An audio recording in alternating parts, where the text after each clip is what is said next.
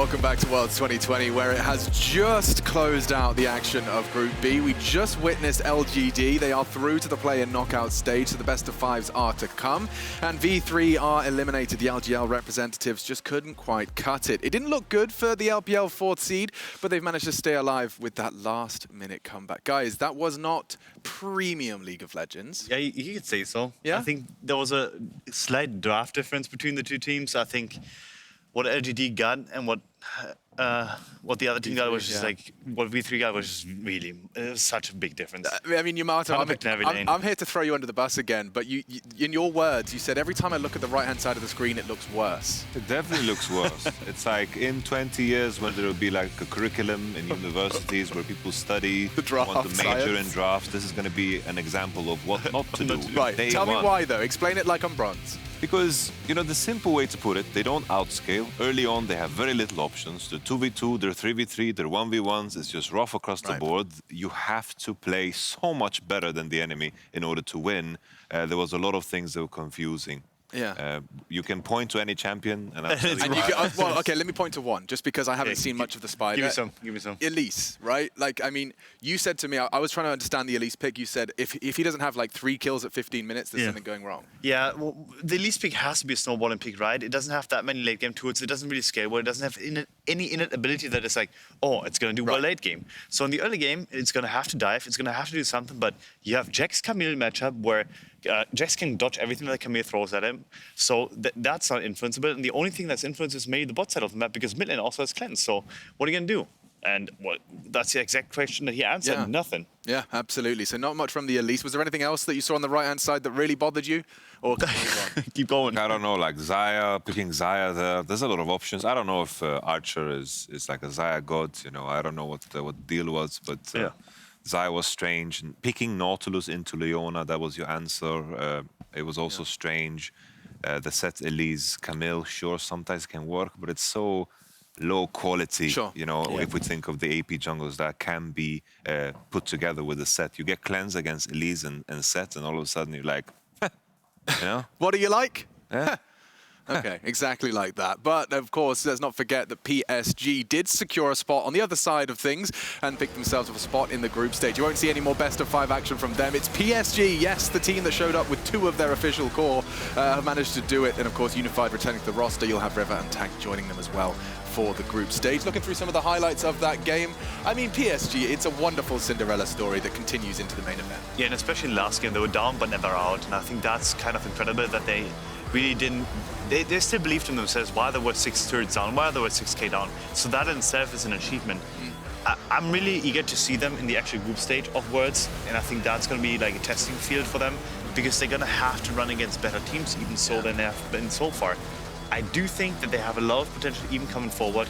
Their play is clean, they know, they have confidence in their play, and they know their identity, and I think that's a beauty where they're fine with just having the top lane on tank, and they know how to perform with that. I also think, just from a human standpoint, I think the way that it's framed in their mental of the return of their players is going to play a huge part. Like, you had the wind of nothing to lose, everything to gain to carry them forward. You know, like, anything you're doing well initially in the comms is going to drive you forward in a positive mindset. Yeah. But now the return of your players has to be framed in a way where it's like, good to have you back. River and Tank, this is what they were doing that you weren't. We like this. I think there is it's very integral to the success, reintegrating those players in terms of framing it in a positive way. Yeah, for sure. And considering, you know, which is a big if, because we don't know what tomorrow is going to go. Sure. How tomorrow's going to go, we don't know if Mad Lions is going to go through. But if we imagine the Mad Lions and Team Liquid, just because they're major regions that they go through, automatically PSG is going to be slotted in the group with Rogue and, of course, Damwon and JDG.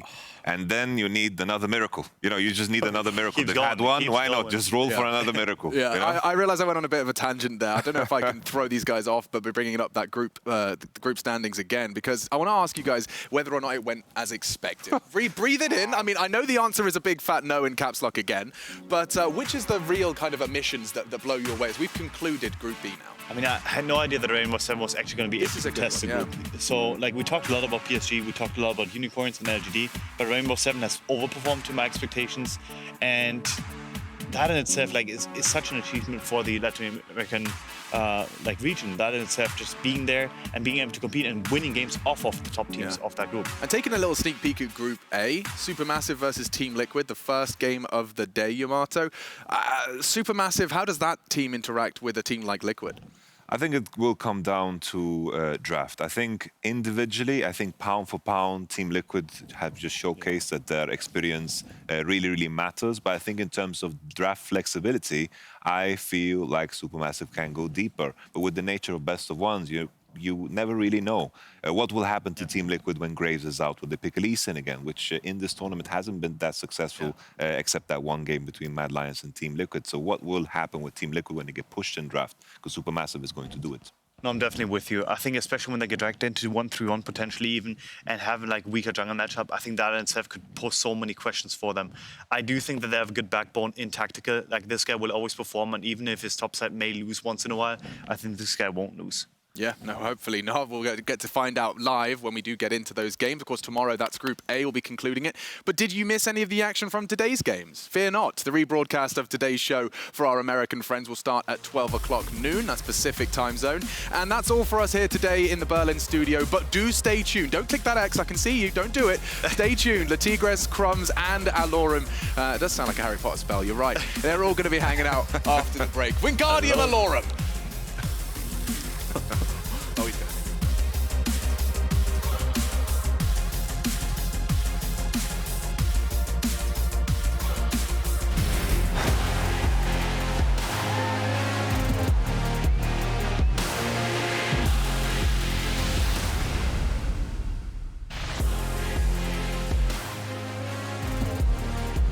Welcome to the World's Cooldown presented by State Farm. My name's the Tigress, and I am joined today by the wonderful Crumbs and Alorum. Crumbs, you were casting yesterday. How was that? It was fun. It was a bit rusty, but the game between V3 and Unicorns of Love was so high feed. I really loved that one. That was the one where Caston had the greatest gameplay. I guess it's now going to rival Xpec's Backdoor as one of the greatest international Caston plays of all time. Wow, that's big talk too. I guess it looked good. Quite a statement there. Alorum, you're a few time zones away from us over on East Coast. How has it been watching the Worlds from this experience? Well, I've been up all night, and I can tell you I'm loving it. These Worlds games have been bangers. They've been such great games. They've been wild, and it's what we can expect from play-ins, so I'm just glad that all the teams are all in on this and giving us some quality entertainment. And if anybody missed out on that entertainment, we've got you covered on Cooldown, because what we're doing is covering everything that happened today, as well as some of the biggest moments. So warning, we do have spoilers for Day 3 starting now. Because Group B, they were put to work today. LGD bringing back the hopes of the LPL fans, offering an upset to kick things off. And of course, we had some tiebreakers to round things out here at the end of the day, meaning that PSG Talon are the first to make it into the group stage. Unicorns of Love securing that second spot for themselves to continue battling out, as well as Rainbow 7 and LGD Gaming. If we're looking at this, Crumbs, what would you say was the biggest upset in your opinion? I just think the entire story of PSG Talon has to be the biggest upset. The fact that a team with 3 subs was able to top the groups, considering that you had powerhouses in Unicorns of Love that barely dropped any games in their own region, and the LGD being hyped from the LPL. At this point, I don't want to even hype LGD anymore. They barely survived, but PSG and Talon in general is just such a cool story. Subs, first in their groups. Where else does that happen? Yeah, Alorum. I mean, seeing that happen where the subs are coming in and having this performance, but that offers kind of a weird lens on the day in its totality, right? Because things were pushed to the limit with having a couple tiebreakers to boot. Yeah, I'm in agreement with Crumbs that it really is just a crazy story for PSG in general, and we're wondering now, are they going to get better with their main members when it comes to the group stage if they make it there, right? But I've really got to shout out Rainbow 7 because I'm so happy for our Latin American brothers coming in and getting a lot of upsets. They've been doing really well. I think they're probably my favorite team to watch right now, especially Jose Diodo. I love that guy. I can't get enough of his gameplay. He's great. It's been a lot of fun. It's rough being so involved or interested in Latin America and hoping that they succeed. And over the years, you just see it again and again. They never really get to go anywhere. But this team, Rainbow Seven, is the renamed of the most dominant Latin American team of all time. If you took all the respective regions, nobody has won more than this team. They are just completely destroying the competition, and finally seeing them at least have a glimmer of hope in a solid game today was really such a breath of fresh air, and it just makes me wonder, like, could it actually be the year that Latin America goes far? Please. A familiar organization for fans of Latin America, even though some of the players themselves have been making their debuts within this year and the past. But another team that has been put to the test today was LGD, and lucky for us, Laura's got a quick word with Peanut. 안녕하세요, Peanuts. Thank you for joining me. You guys made it in the end. You managed to bounce back when it mattered. So tell me about your run and what was difficult about play-ins. 네, 정말 중요한 순간에 이제 돌아오는 걸, 회복력을 다시 보여주셨습니다. 그러면 이제 이번 플레이인 여정이 좀 어땠는지, 또 어떤 점이 가장 어려웠는지 한번 말씀해 주세요. 저희가 잘했던 것들을 다 까먹은 기분이에요. 뭔가 이제 전판 같은 경우는 이제 그나마 저희가 네 번째 판 이제 UOL이랑 할 때도 전령을 너무 신경 안 써서 원래 저희가 전령 탑이랑 미드가 솔로킬 따가지고 전령을 먹을 수 있었는데, 또 그런 거 이제 하나를 알면 또 하나를 까먹고, 하나를 알면 또 하나를 까먹고, 그러니까 다시 기억하면 하나를 까먹고, 약간 그런 식이 돼서 안 좋았던 것 같고요.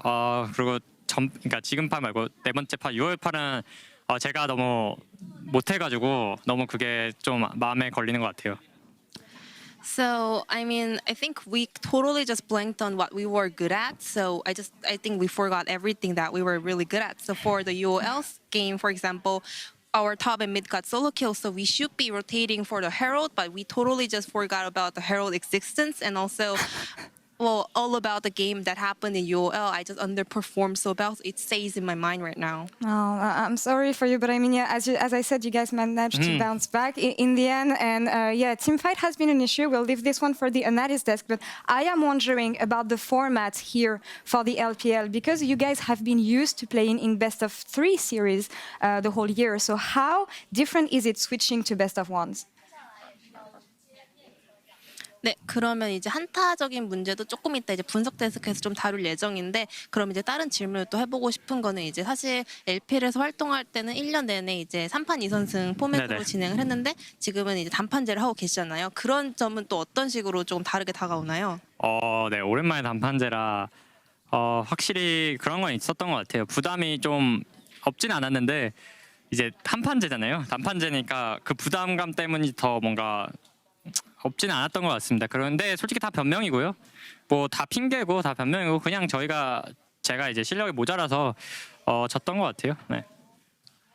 Yeah, definitely. Because we only got one shot, I think we got even more nervous. So that kind of affected our play. But, well, to be honest, I think those are all just excuses. And I think the level of our skill shots and the skill level of our performance was the main issue. All right, well, something to keep in mind. But okay, let's switch the topic to the game itself. I want to talk about the jungle, because it's the position in which we've seen the most champions. 15 junglers have been played so far. Lots of Nidalee, lots of Hecarim. So what do you think about the meta in the jungle, and do you expect things to change throughout the tournament? 네, 그러면 이제 경기 내적인 얘기를 조금 여쭤보고 싶은데, 이제 이번 롤드컵에서 지금 정글에서 제일 챔프폭이 넓게 나타나고 있어요. 총 15개가 지금 픽이 되었고, 뭐 니달리, 헤카림, 뭐 에코 등등 정말 많은 픽이 등장했는데, 이제 시간이 지나면서 이제 롤드컵을 통해서 조금 이런 픽이나 메타가 좀 변할 것 같은지, 어떤 식으로 진행이 될 것 같으신가요? 사실 헤카림이나 이블린 같은 경우는 이제 저희가 선발전 마지막 부분에서도 조금씩 나오다가 뭐 다른 지역들, 뭐 여러 지역들에서 나왔었는데, 사실 이제 롤드컵을 모든 지역들이 모이다 보니까 저희도 시도해보고 괜찮다 싶은 팀들은 이제 시도를 하는 것 같고요. 확실히 헤카림 같은 이제 이블린 같은 픽들은 약간 좀 조커픽으로 잘 사용할 수 있는 것 같고, 헤카림보다는 그래도 이블린이 좀 더 좋다고 생각하고 있어요. So for Hecarim and Evelyn, those were the picks that were looked at the end of the regional qualifier at LPL as well. And Worlds is about the combination of all the different regions here. So we saw a lot of different teams picking those two champions. So some teams are trying it in the playing stage as well. And I think, well, Evelyn is better than Hecarim in overall. All right. Well, we'll see how things evolve here at Worlds 2020. But thank you very much for the interview, Peanut. And thank you, Jason, as always, for the translation. Thank you. And back to you guys.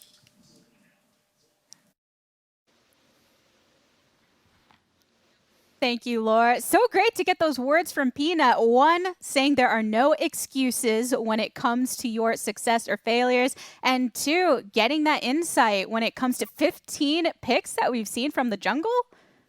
That's really impressive. The fact that there have been, 18 games?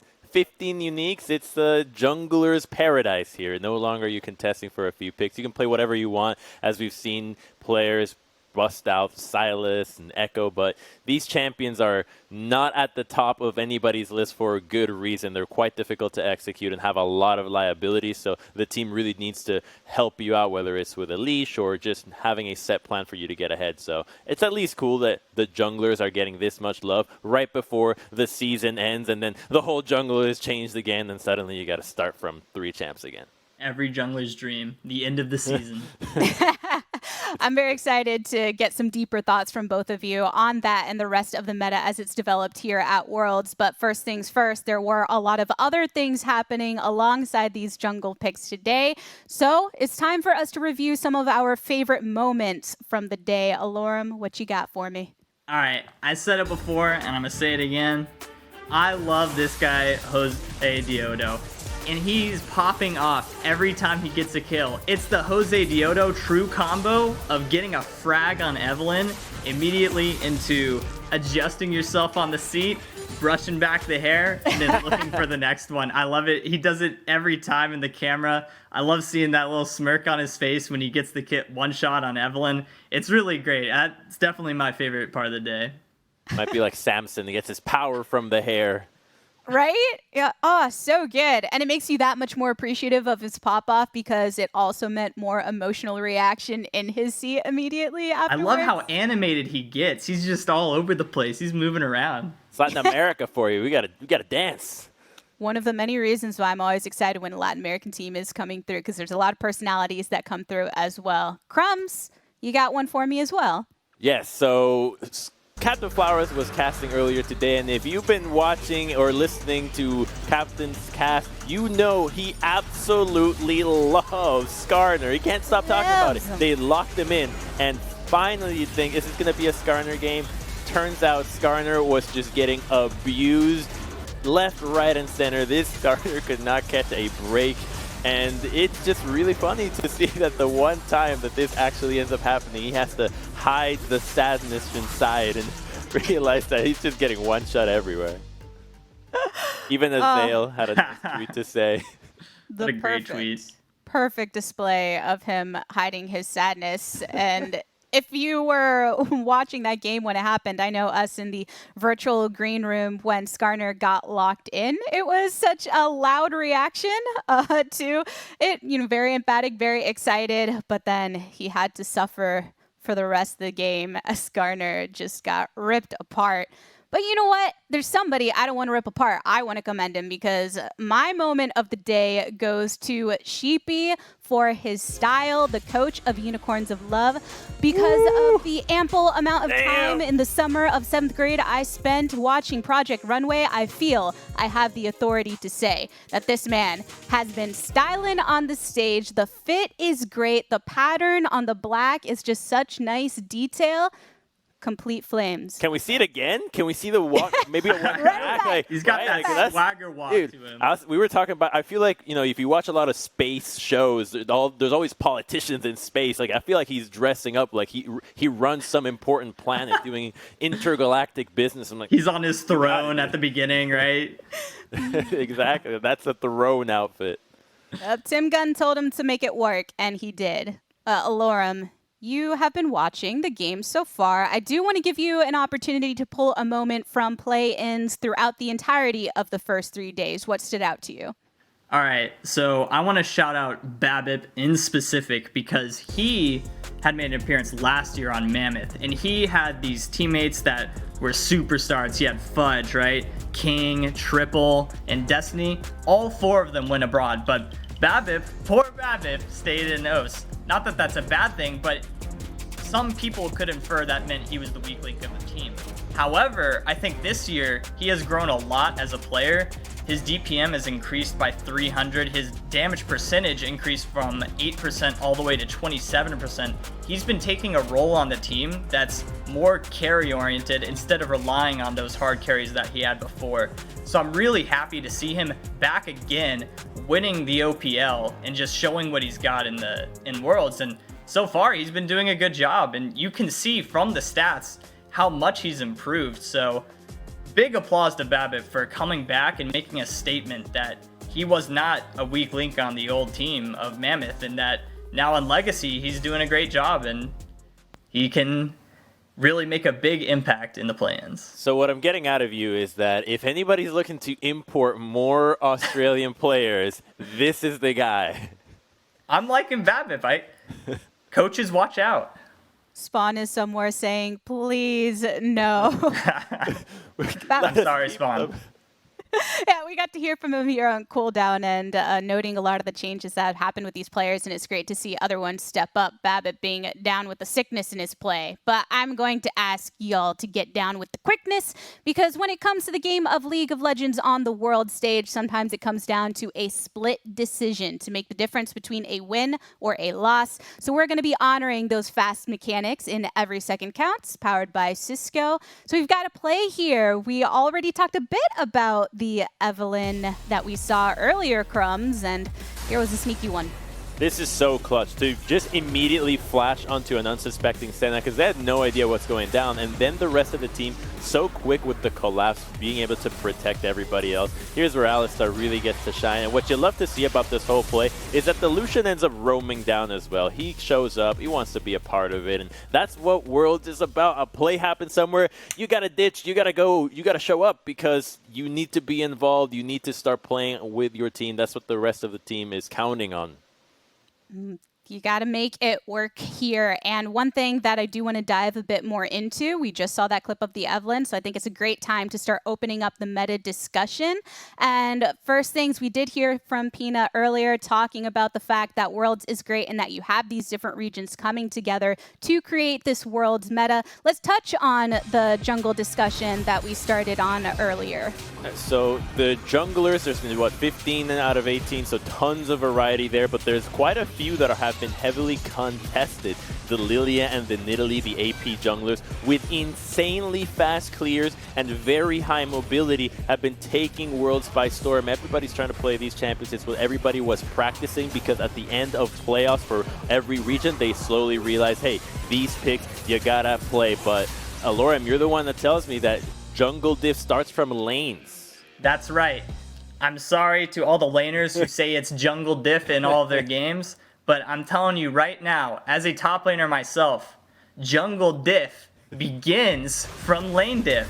And these are carry junglers we're talking about, so you better get that crab for them, because they will pay you back in big dividends if you do. I promise you that if you pay attention to your jungler when they're on these carry junglers, especially things like Nidalee, Graves, Hecarim, the Evelyn, they will reward the team in ways that will get you the dub every time. And it's really just a carry-centric meta in the jungle, so you really do need to be playing around your jungler these days. If I'm playing Nidalee, I'm going to build an Athene's Holy Grail and help you out for that Scuttle Crab at 3 minutes 15, so thank you. And along with that is the top lane pool, right? So we have these carry junglers, and the biggest ones are Nidalee and Lilia currently, and those are AP junglers. And right now, the biggest top laners contested are Renekton and Camille. When you are able to get that physical damage threat along with the AP jungler, it makes it a much more difficult task for the enemy lanes to 2v2 you, as you can't build in your runes any resistance in specific to their champions. So you're just going to have to deal with one of those types of damage, and that's why those picks are so contested currently. Those ahead, Crumbs. picks are really nuts. Camille in particular seems to just be something that nobody's able to really deal with thus far. She is being blinded. She's being countering into tanks. And just this last game, we actually saw somebody try to come up with an answer with another bruiser in the top lane. It was Langjin with the Jax into the Camille. Now, V3 did not play a good game at all, and it wasn't a good Camille, but still we're starting to see that there are starting to be answers to what the original meta was, which was these AP junglers and then the top lane physical damage, Renekton Camille. So hopefully we can start to see the meta developed and a little layer on top of it of the counter, then maybe we can see another one as groups ends up developing. With what we have seen, this variance in the jungle clearly having an effect on some of the picks that we've seen in top lane. But if we're going over to the bot lane, while there has been some variance, Alorum, we also see some picks that were pretty consistent prior to Worlds. Oh yeah, we're getting the Ashe every game. It's really just the best AD carry you can pick right now. One, because she has such great engage. Ever since Varus got nerfed, there aren't many AD carries that can serve as that secondary engage. However, Ashe is the one that can. So if you need extra engage on your team and you don't have an Ornn or a Scion or some sort of hard engage, Ashe is the perfect pick for you. And Crumbs, as a jungler, I'm sure you hate Hawkshot. Tell me about it. Okay, yes, I can keep going about Hawkshot forever. First of all, why do you get 2 charges and it costs no mana?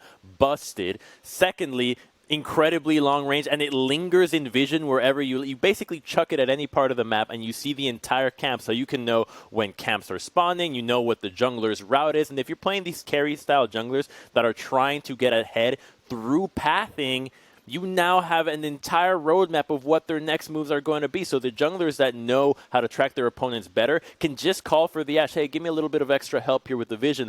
Bam! Now you know what to do. You can avoid ganks. You can make better informed decisions. And what looked to be just a regular engaged support is offering another layer of utility from the very beginning of the game. She's got Clairvoyance as the extra summoner spell all game long. And when your jungler's out there trying to carry, the Hawkshot can look hella scary, but there's some other elements that have also been pretty scary from the bot lane. Pretty consistent in seeing these engaged supports that have made a huge difference, Alorum, when it comes to the team fights. Oh yeah, like you're not seeing any Ardent Sensor supports this patch. It is all engage or pseudo frontline. You're getting the Rakans, the Nautilus, the Leona, you're getting Thresh. It's just all of this engage is so important in the game right now because a lot of it is about snowballing these junglers that need to gank and get ahead. So having this engage in the lane sets up for easy, for example, Nidalee Spears, which is one of the biggest abilities to hit on in all of the junglers, right? So if you have some sort of CC, Nidalee needs the setup, and you're not going to get that from a Lulu or a Janna, but you can always get that from a Leona or a Nautilus. And having these engaged junglers is sort of the same idea behind picking the same kind of champions during playoffs that we see throughout the world. You want these champions because you need your support to be able to play make. If he's sitting back, not being able to face check, not being able to punish the mistake of somebody being out of position, you're letting the enemy get away with too much. And right now, the teams don't know who they're up against entirely, right? These are new opponents for everybody, so you need to have the tools in your arsenal and your champions to be able to see them misstep and immediately punish. If you're playing Karma, if you're playing Zyra, Yumi, whatever you're doing in the bottom lane, you're just trying to win through the laning phase there, but then they can just run around in your face in the team fight all by themselves, and you're not able to punish that. So having these champions allows you to always capitalize on the enemy's misposition.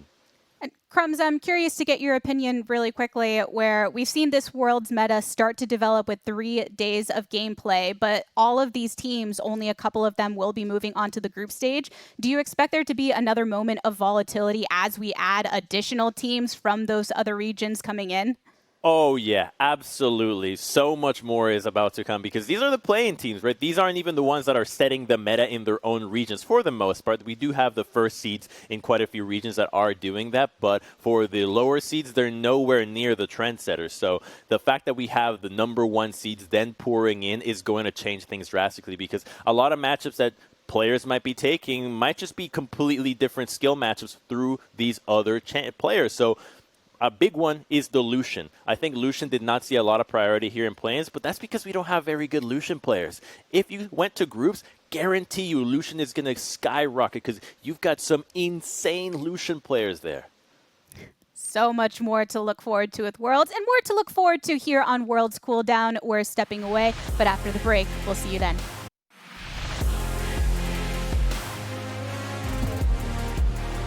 Welcome back to Worlds Cooldown, presented by State Farm. Lit Tigers here, joined by Crumbs and Alorum. But between our regularly scheduled games today and the tiebreakers to boot, a lot went down. So we're here to catch you up on everything that you missed in our segment, Was Sleeping, Didn't Watch. Put the timer on the clock. Crumbs, you are first up to bat. What the heck went down in V3 versus LGD?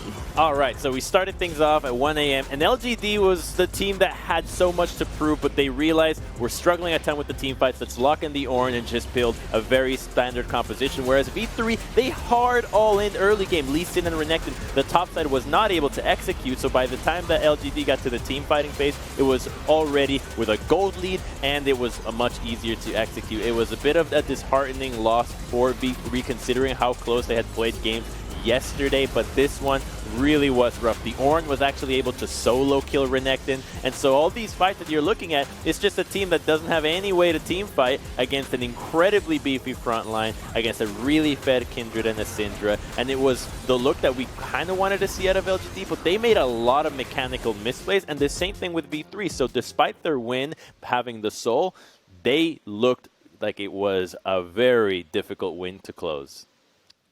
That was LGD bringing back the hope for the LPL. Game number 2, Rainbow 7, Unicorns of Love. Alorum, what went down? All right, so you already know what it is. I talked about it again and again. This is the Jose Diodo show. It's the Evelyn frag session. And really, Unicorns of Love was looking like they were going to be pretty dominant in the group, and Rainbow 7 had a pretty bad first day. So they really came into this game with this whole new strategy of just getting Jose Diodo fed, which he was doing all right before, but this time is a completely different story. You're watching the montage right now. Someone put on the music. It's crazy how well he's doing, and along with that, you see Shadow with the flank. An incredibly good Alistar flank sets them up for this teamfight win, gets them the first kill, comes for the flash headbutt again, get more kills, and after this, it's 23-4. How can Unicorns of Love possibly win this game? They just snowballed this game to oblivion, and they were on Snowball champions. Stuff like Alistar and Evelyn can force the fight so well that it's just, once you get the train rolling, it does not stop. A true remix of all of that Evelyn play. Game number 3, though, we had another one, Crumbs, PSG versus V3. Yeah, PSG playing around the mid 2v2, and here was Uniboy actually joining the roster. We hadn't seen him yet, and him and his jungler were able to do so much work. A big problem for this game, though, was the fact that V3 had a pretty abysmal draft. You're running Galio, Silas, Leona, and Renekton, all champions that want to get in your face in melee range against none other than Kindred Ornn. These champions are going to completely demolish you. So despite V3 trying their hardest, the compositional disadvantage made it so easy for PSG to just pop off. They've had some solid wins from draft alone, but this one was capitalized by the execution of the mid 2v2. Because they are first in the group, you need to watch out for these guys. They're going to be playing mid 2v2 harder and with very aggressive champions, maybe more so than other teams in groups already. Next game, though, that we have was the second appearance for both of these teams of the day, Unicorns of Love and LGD. All right, so we already know that LGD has not been having a great time in this Worlds, and I just don't see flow in this team, and so they've brought it back to their ways, and Unicorns of Love had some pretty bad mishaps in this game, as you see that their laners are getting solo killed, but what Unicorns of Love did is that they have the Twitch. If they can scale to the mid game, then they cannot lose team fights, and I have to kind of criticize Peanut in this game that he really did not play well, and especially on the Lilia, which seems to be one of the biggest picks in the entire tournament, and I think this is the second time Peanut has played Lilia, and it's his second loss. 0% win rate on Lilia, OP champ. I'm not buying it, LGD. I think I need to see a lot more out of this team if they want to get through. And Unicorns of Love, they're just looking great, and I'm really glad that they utilized the Twitch in the way it's supposed to, and that they were okay with, even if they made mistakes early game, that Twitch was able to come back and carry these fights. Gadget, We do good have job. 2 more, though. Gonna cut you off right there. You got in there in the final second. Tiebreaker number 1, Unicorns of Love, PSG. Tiebreaker for first place. This game was hype because these were the 2 best teams fighting for number 1 spot, and Unicorns of Love was off to a great start. They were picking on Lily again, maybe not as OP as Aloran was saying, but then they were finding picks on the gangplank left, right, and center, and this was the second time they looked for it, and suddenly PSG was actually ready to collapse. The Orianna finding the pick on Ziggs makes it so easy, and then they overstayed. They keep walking forward. Unfortunate slice and dice with the Renekton. Would have died anyways, but then PSG gets the Baron. They're getting the confidence back. They're winning team fights. The gold is back to even, the lead that Unicorns of Love had for the most time, and then they find an amazing engage. This is the game-winning play. Rakan into Lilia with Gangplank on top of it. It doesn't get any nastier than that. Boys, if you're going to rewatch a game and start from any game, I'd recommend this one because these 2 teams are quite likely to be the ones that advance from Group B into the group stage. Crumbs put the stamp of approval for that VOD review. Anybody that wants to catch it. Final game of the day, though. We had V3 LGD, one team officially sent home. All right, so I'm really glad that LGD is bringing it back in this one because they were really, supposed to be favorites in this, and V3 just not the greatest game. I think this was pretty simple because LGD had lanes that were counter picks. I think Jax does really well into Camille. It's a great matchup in the early game and the late game. Orianna outfarmed Set. He was maybe 20-30 CS throughout the entire game. So it was really lane difference, and then LGD just had solid team fights all around. Not once did it look like a team fight was not going in their favor, and Jaya had such great Orianna ults this entire game, and so it really was just team fight difference. It wasn't that difficult of a game, it looked for them. They took their time and just waited it out and won their team fights. It was a pretty simple victory, not much to it. And I think V3 did show some moments throughout their performance in play-ins that inspired some hope, but unfortunately for them, they are the first ones that we will be saying adieu to here in play-ins. PSG Talon securing that spot as number 1 within Group B. Now, I think it is time for us to go ahead and review some more moments, but in a bit of a different fashion, because I'm going to ask you all to offer some best and worst moments of the day. If you're going to give me something good, you got to give me something bad too. Aloram, what are you going to kick us off with? All right, so I want to take a look at the Yorn.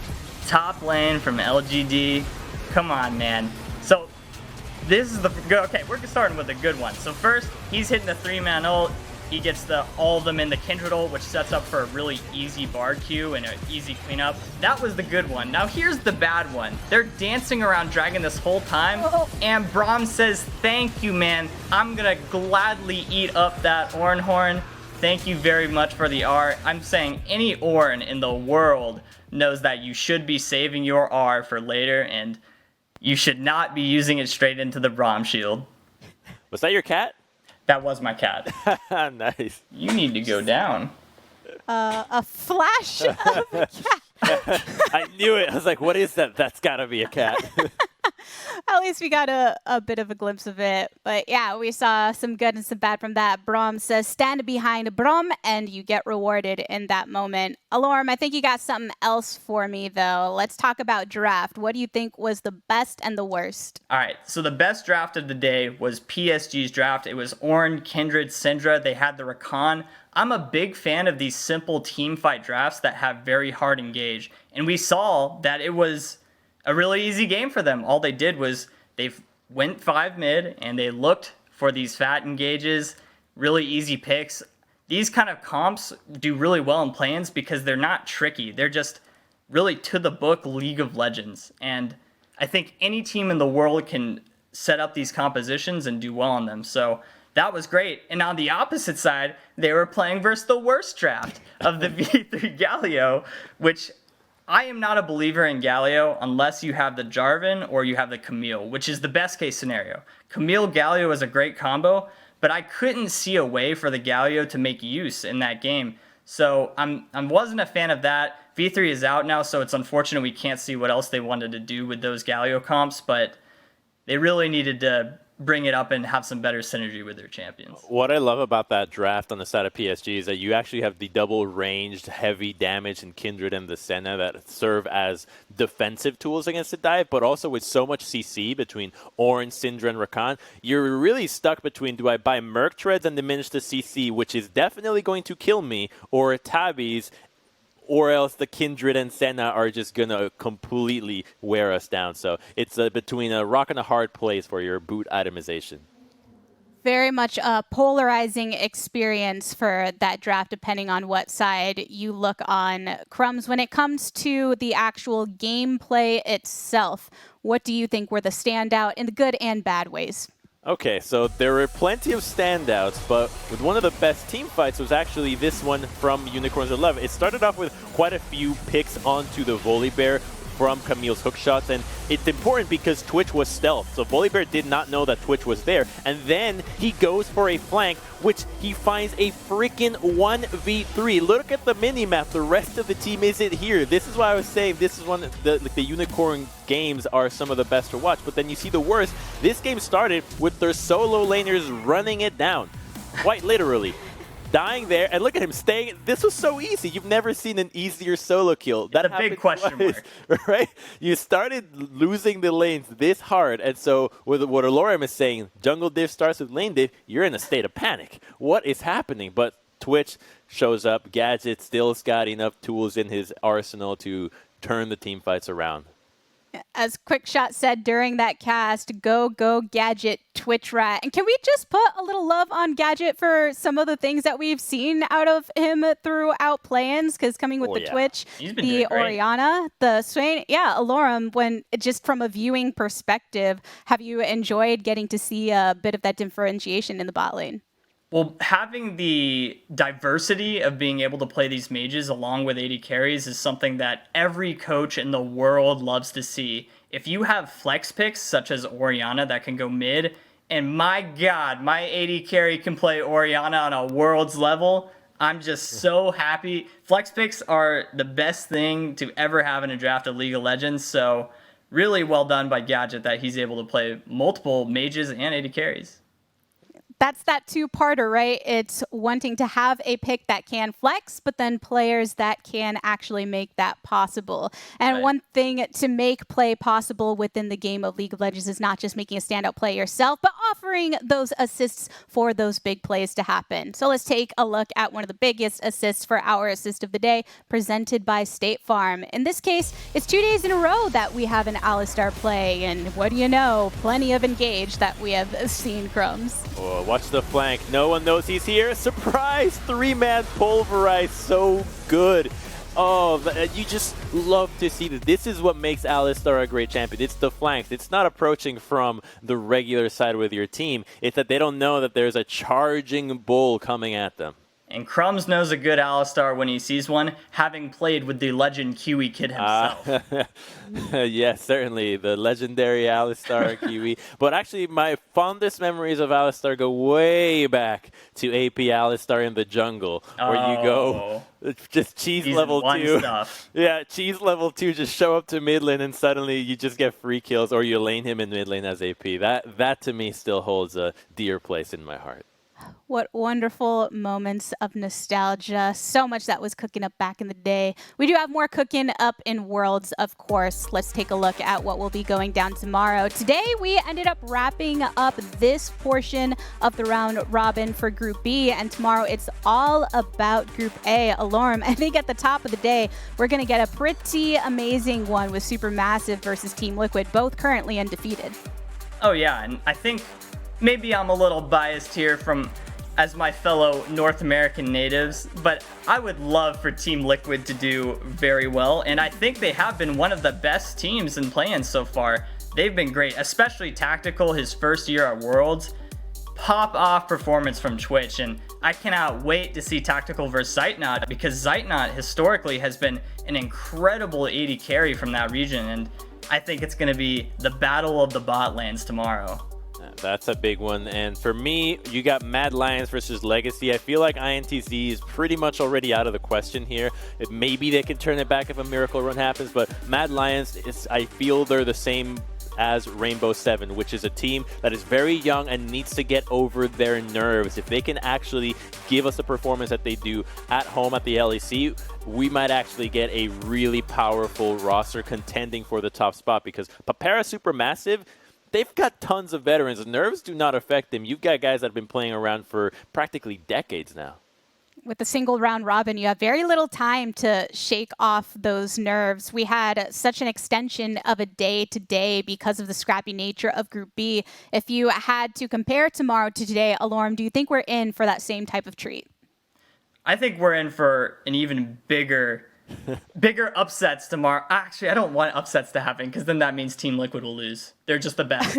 So never mind. No upsets. I'm hoping for a straight shot Team Liquid just dominating all their opponents. I think they're going to be great games, so everybody tune in to watch Team Liquid win. But, you know, they'll be good. It's going to be a fun day tomorrow. Crumbs, any bold predictions to offer before we close things out here today? Not a prediction, but a point on Team Liquid that I think has been noticed throughout the whole year. In fact, I noticed it pretty much when Corey JJ started to say how they played around Samsung, which was the criticism towards Team Liquid was, you guys play too slow. Your style is too slow. Boring, more too slow.